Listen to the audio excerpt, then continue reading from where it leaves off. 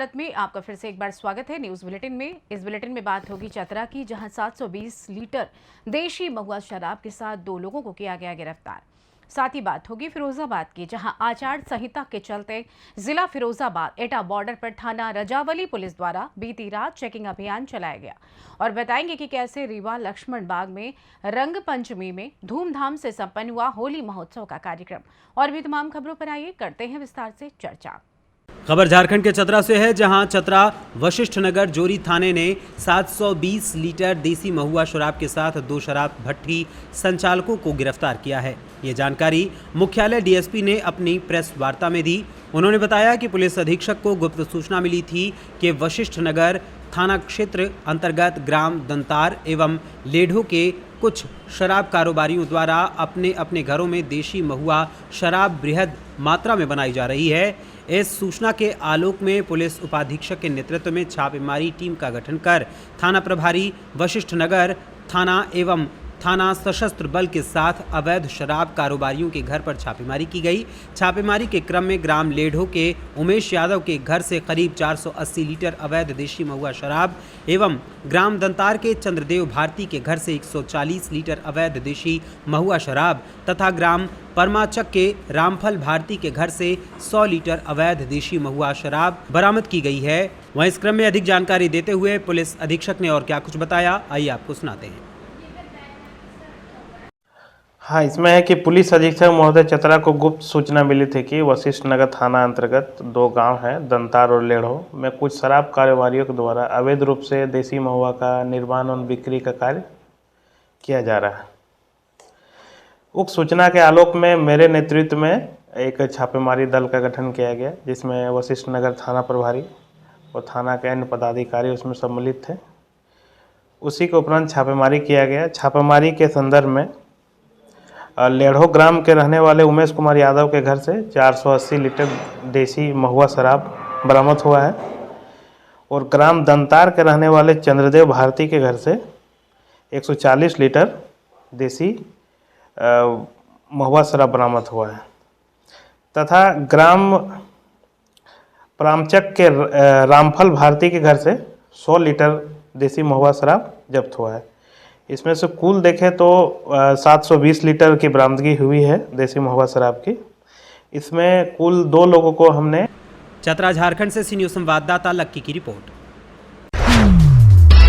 खबर फिरोजाबाद से है, जहां आचार संहिता के चलते जिला फिरोजाबाद एटा बॉर्डर पर थाना रजावली पुलिस द्वारा बीती रात चेकिंग अभियान चलाया गया, जिसके क्रम में कई गाड़ियों से पार्टियों के झंडे और पट्टियों को उतारा गया। वहीं चेकिंग के दौरान अवैध खनन मिट्टी के डंपरों को भी पकड़ा गया, जिसमें पुलिस ने चालान कर कार्यवाही की।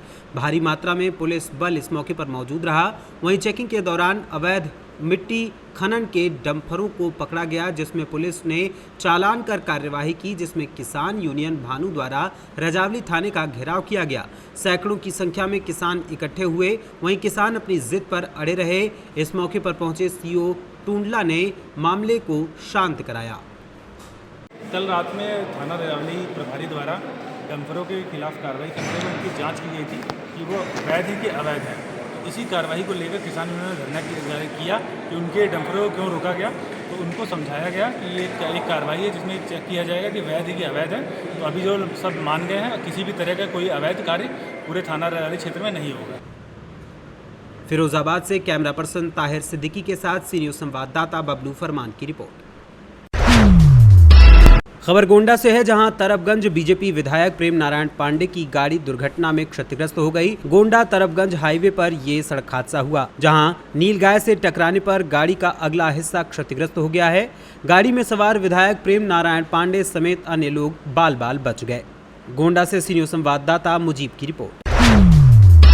खबर रायबरेली से है, जहां पुलिस को बड़ी कामयाबी हाथ लगी है। पुलिस ने 48 घंटे के अंदर गैंग रेप के बाद हुए ब्लाइंड मर्डर का खुलासा किया है और 3 हत्यारोपियों को पुलिस ने गिरफ्तार कर लिया है। मामला डलमऊ कोतवाली क्षेत्र अंतर्गत नरेंद्रपुर गांव का था, जहां 29 मार्च को घर के अंदर एक 22 वर्षीय युवती का शव मिला था। मृतक युवती के शरीर व गले में चोट के निशान मिले थे। इस हत्याकांड से पूरे जिले में हड़कंप मच गया था। मृतका की पोस्टमार्टम रिपोर्ट आने के बाद डॉक्टरों ने दुष्कर्म की पुष्टि की थी। वहीं पुलिस अधीक्षक अभिषेक कुमार अग्रवाल ने हत्याकांड के खुलासे के लिए टीम गठित की थी। आज डलमऊ कोतवाली व सर्विलांस टीम की मदद से पुलिस ने अभिषेक पुत्र राम प्रसाद, राजा पुत्र मिथिलेश व अंकित पुत्र कल्लू को हिरासत में लेकर सख्ती से पूछताछ की, तो तीनों ने अपना जुर्म कबूल करते हुए बताया कि हम लोग युवती के घर सिम देने के लिए गए थे, लेकिन घर में युवती के अकेली होने के कारण तीनों की नीयत खराब हो गई और नशे की हालत में बारी बारी से युवती के साथ दुष्कर्म किया और उसके बाद उसी के दुपट्टे से युवती का गला घोंटकर उसकी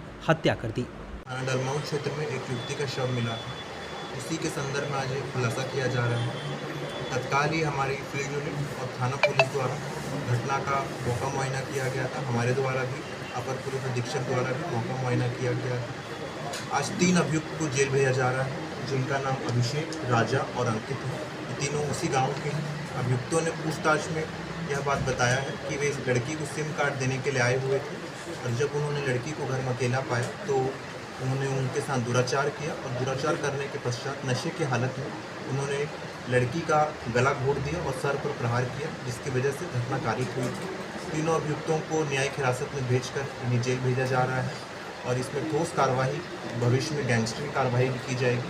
पूरी टीम को हमारी ओर से 5,000 रुपये का प्रशस्ति पत्र है वो दिया जाएगा। सर, किन तथ्यों के आधार पर ये मतलब खुलासा हुआ? अभियुक्तों और जो मृतिका है उनको लास्ट बार एक साथ देखा गया था। इसी आधार पर परिवार वालों ने 3 नामजद व्यक्तियों के विरुद्ध तहरीर दी थी और पोस्टमार्टम रिपोर्ट में और अन्य साक्ष्य संकलित करने के पश्चात ये कार्रवाई। रायबरेली से सी न्यूज़ संवाददाता देवराज की रिपोर्ट। खबर मध्य प्रदेश के रीवा से है, जहां विगत कई वर्षों की भांति इस वर्ष भी लक्ष्मण बाग संस्थान रीवा में रंगपंचमी के पावन पुनीत पर्व पर होली महोत्सव का कार्यक्रम बड़े ही धूमधाम से मनाया गया।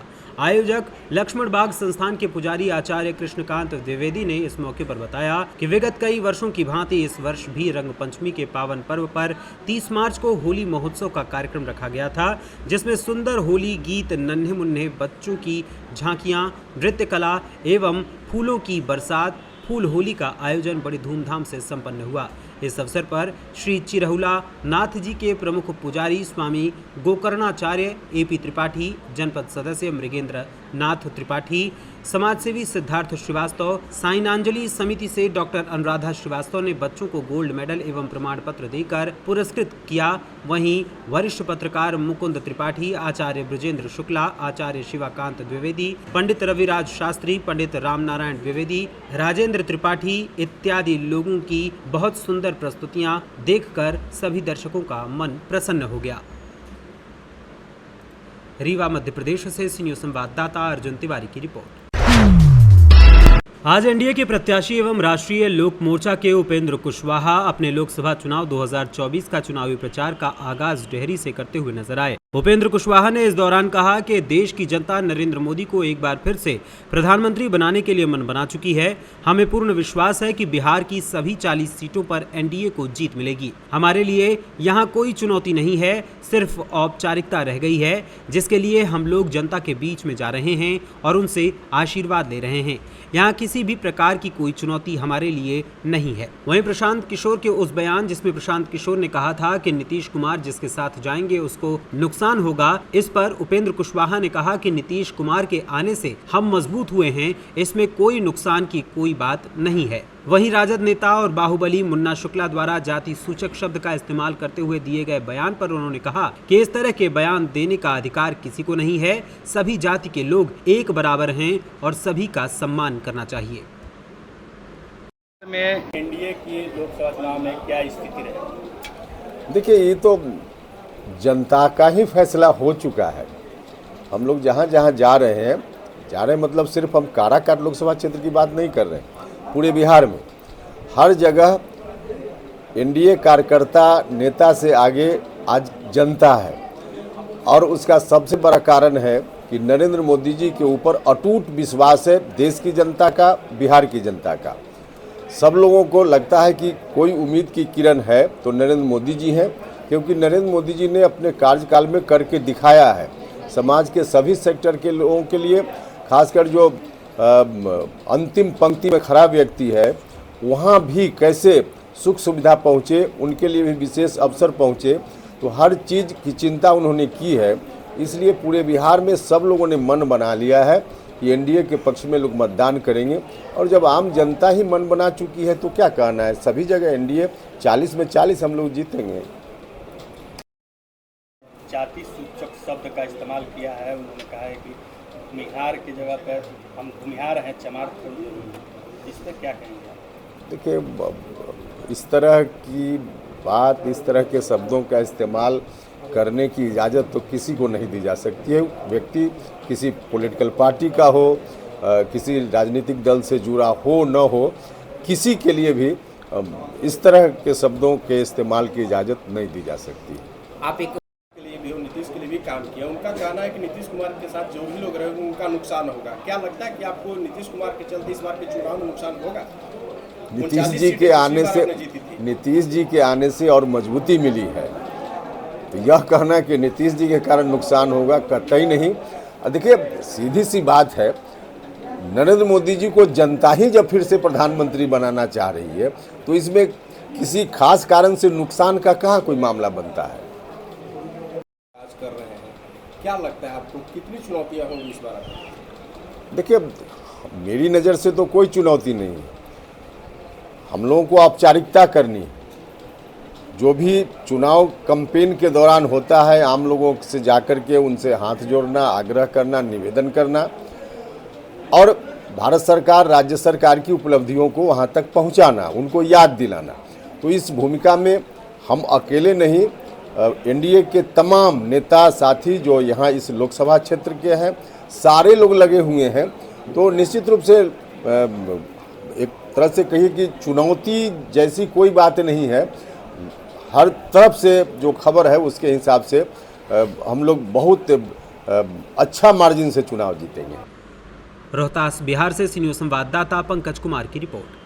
सिद्धार्थनगर जिले के इटवा थाना क्षेत्र के पाली गांव में आज सुबह 22 वर्षीय विवाहिता की रक्त रंजित लाश मिलने से सनसनी फैल गई। मृतका की शिनाख्त कोमल के रूप में हुई है, जो कि अपने मायके आई हुई थी। आज सुबह जब गांव के लोग खेतों की ओर गए तो वहां रक्त रंजित अवस्था में कोमल का शव पड़ा मिला।